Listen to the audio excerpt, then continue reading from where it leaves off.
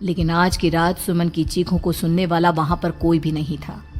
अगर वहां पर कोई मौजूद था तो बस हरिया, जो कि अब एक भेड़िए में बदल चुका था। सुमन के बालों को पकड़कर घसीटते हुए वो जंगल के बीचों बीच एक जगह पर ले जा रहा था। अगली सुबह गांव में। अरे भाई, पता नहीं क्या बात है, अपने गांव का हरिया किसान और उसकी पत्नी सुमन दोनों गायब हैं। दोनों का कोई अता पता नहीं। अरे कैसी बातें कर रहे हो भाई, ये कब हुआ है? अरे पूरे गांव में खबर फैली पड़ी है। कल रात को दोनों खेत की तरफ जा रहे थे, लेकिन लौटकर आए ही नहीं। तो हो सकता है अपने खेत पर होंगे। पूरा गांव ढूंढ कर आया है भाई। जानते हो क्या मिला वहां पर? क्या हुआ भाई? क्या मिला? बताओ हमें, क्या मिला? अरे हरिया की पत्नी सुमन के कपड़े पड़े हुए थे। शरीर का एक एक कपड़ा फटा हुआ झोपड़ी के बाहर पड़ा था, लेकिन दोनों पति पत्नी का कोई पता ठिकाना नहीं था। अरे भाई, लेकिन उसका जो दोस्त है ना रामू किसान, उससे पता करके आते हैं ना।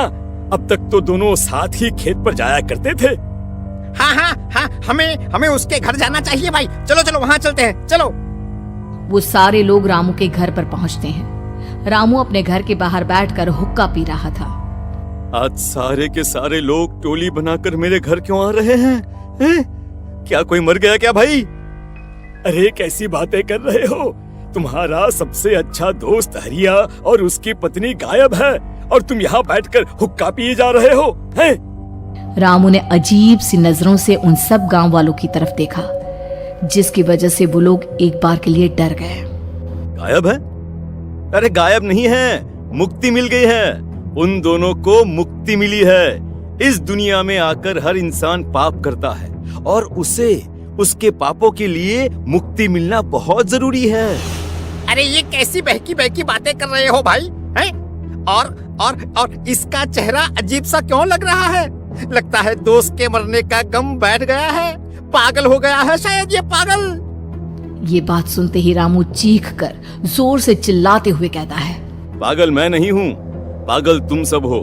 और ये शैतानी जंगल अब तुम में से किसी को नहीं छोड़ने वाला, सबको खा जाएगा। याद रखना मेरी बात। शैतानी जंगल? कैसा शैतानी जंगल? लगता है रामू पागल हो चुका है। हमें यहाँ से चलना चाहिए भाई। चलो। तभी रामू की पत्नी बाहर आती है। नहीं, आप लोग इनकी बात का बुरा मत मानिए। 2 दिन पहले हरिया के साथ खेत पर गए थे।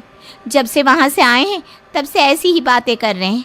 भगवान जाने ऐसा क्या देख लिया उन्होंने, खेत में कुछ भी बड़बड़ाते रहते हैं। लेकिन गांव के लोगों ने कमला की कोई बात नहीं सुनी और वो सब वहां से चले गए। रात अब धीरे धीरे ढलने लगी थी। तभी अचानक किसी ने धीमी सी आवाज में रामू को पुकारा।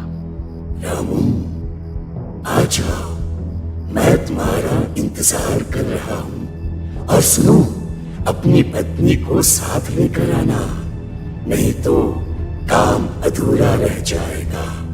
ये आवाज सुनते ही रामू के चेहरे पर शैतानी मुस्कुराहट आ जाती है।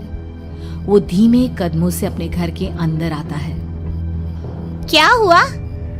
तबीयत ठीक है ना अब आपकी? मैं तुझे अपने साथ खेत पर ले जाने आया हूँ, चल।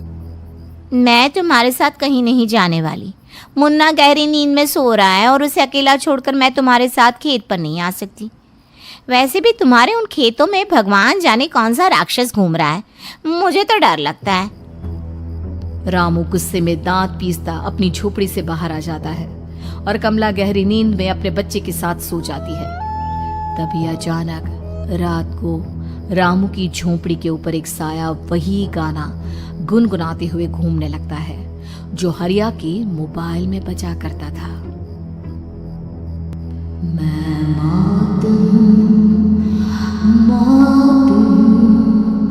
मौत जो पसरी है चारों ओर, जो आएगी कहीं से भी निगल जाएगी सबको। मैं मौत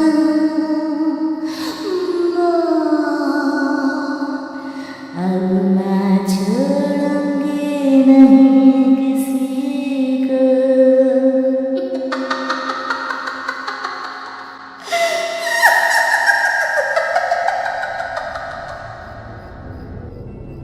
ये आवाज सुनकर रामू की पत्नी कमला की आंख खुलती है और वो देखती है कि उसका मुन्ना अपनी जगह से गायब था।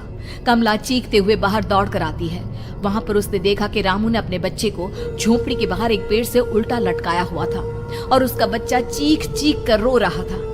वहीं दूसरी तरफ एक साया बच्चे के ठीक नीचे आग जलाकर उसके चारों तरफ हैवानों की तरफ नाच रहा था। छोड़ दो मेरे बच्चे को। अरे क्या कर रहे हो तुम? शर्म नहीं आती तुम्हें? अपने ही बच्चे को इस तरह मौत के हवाले करते हुए। अपना बच्चा? किसने कहा ये मेरा बच्चा है? अरे ये तो उस रामू की औलाद है, इस गांव के किसान रामू की, और मेरी दुश्मनी इस गांव के हर इंसान के साथ है। क्या? कैसी बात कर रहे हो तुम? और ये औरत कौन है? ये मेरे बच्चे को खा जाएगी। तभी अचानक से उस साया ने एक बेहद खतरनाक दिखने वाली औरत का रूप ले लिया और उसकी आंखों से आग निकल रही थी। सही पहचाना तूने। मैं तेरे बच्चे को खा जाऊंगी। अगर तू अपनी इस हैवान पति रामू के साथ जंगल नहीं आए तो मैं तेरे बच्चे को खा जाऊंगी। लेकिन क्यों? आखिर क्या चाहते हो तुम मुझसे? मुझे जंगल क्यों ले जाना चाहती हो? औरत बुरी तरह से ठहाके मार मार कर जोर जोर से हंसने लगी और साथ में रामू भी। ये तो तुझे वहाँ चलने के बाद ही पता चलेगा ना। अगर तू नहीं आई तो थोड़ी देर में तेरा ये बच्चा आग में जलकर मर जाएगा। चल जल्दी। नहीं, मेरे बच्चे को छोड़ दो। तुम जहाँ कहोगे मैं तुम्हारे साथ चलने के लिए तैयार हूँ। और उसके बाद उस बच्चे को झोपड़ी में लिटाकर आगे आगे वो साया चल रहा था और उसके पीछे पीछे रामू अपनी पत्नी के बाल पकड़कर उसे घसीटते हुए जंगल की तरफ ले गया। जंगल में जाने के बाद, कितनी खूबसूरत हो तुम। आज की रात बस तुम और मैं एक दूसरे के साथ रहेंगे। मुझे तुमसे बहुत डर लग रहा है।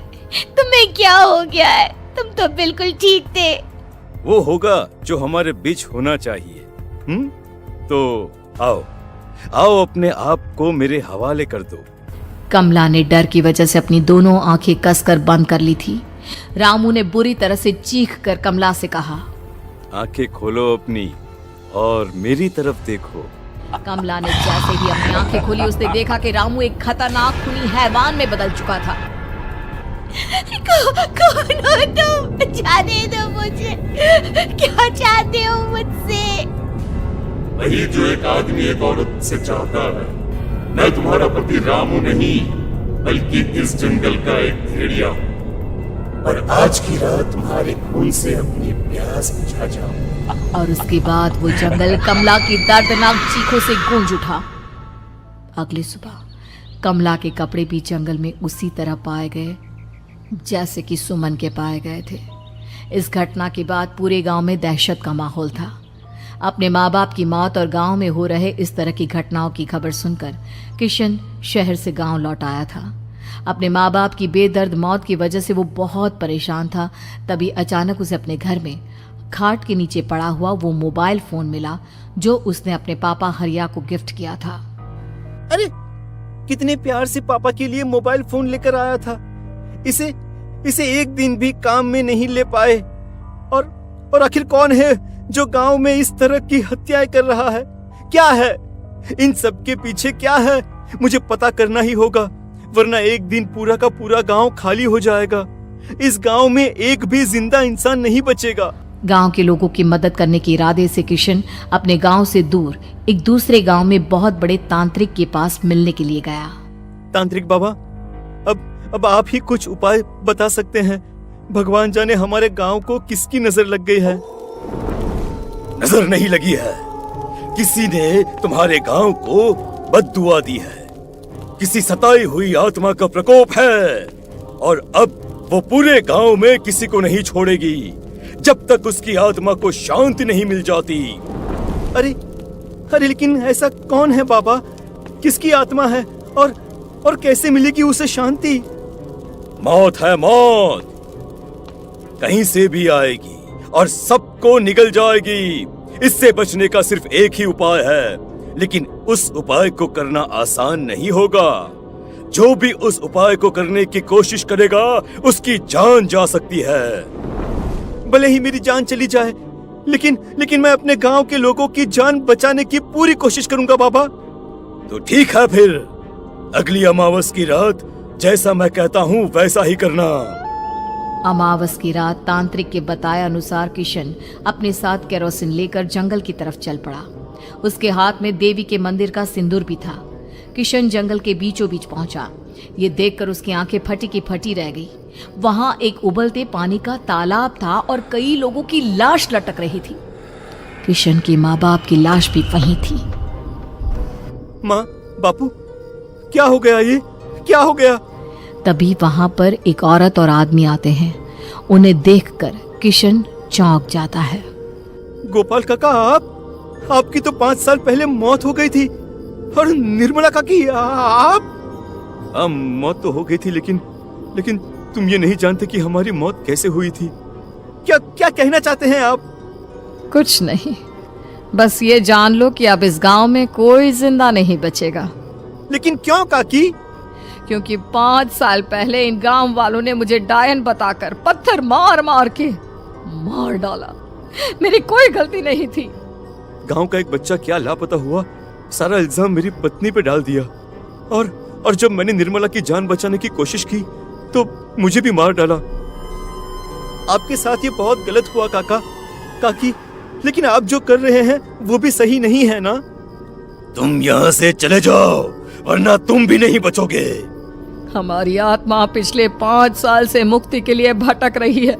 चले जाओ यहाँ से। मौका देखकर किशन सिंदूर उन दोनों के ऊपर डाल देता है।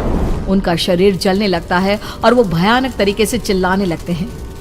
अगले ही पल किशन उनके ऊपर केरोसिन डाल देता है और वो दोनों जल जाते हैं। किशन अपने माँ बाप और दूसरी लाशों का अंतिम संस्कार करवाता है और अपने घर लौट आता है, लेकिन वो